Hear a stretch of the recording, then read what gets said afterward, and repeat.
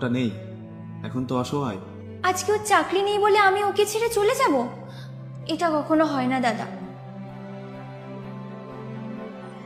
আজকে ওর চাকরি নেই তো কি হয়েছে? আগে তো ওর চাকরি ছিল, আর ও তখন আমাকে অনেক ভালো রেখেছিল।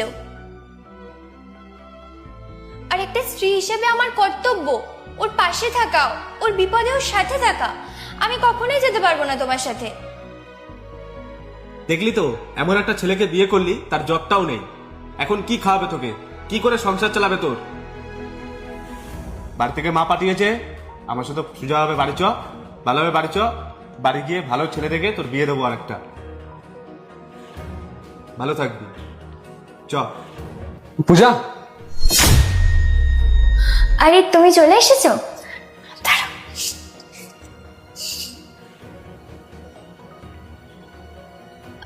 তুমি এসে গেছো? দাও ব্যাগটা।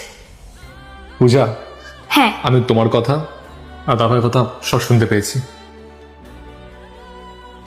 সত্যি পূজা, আমি খুব সৌভাগ্যবান এমন একটা স্ত্রী পেয়ে।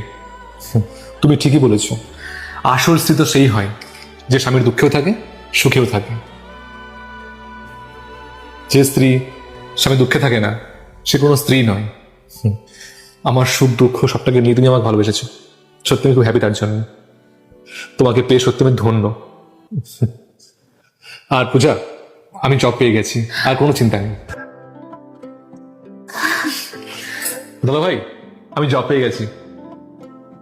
এখন থেকে আমি ওকে খুব সুখে রাখবো, যেমনটা আগে রাখতাম। এখন থেকে আমাদের লাইফ আবার সুন্দর হয়ে যাবে, যেমনটা আগে ছিল।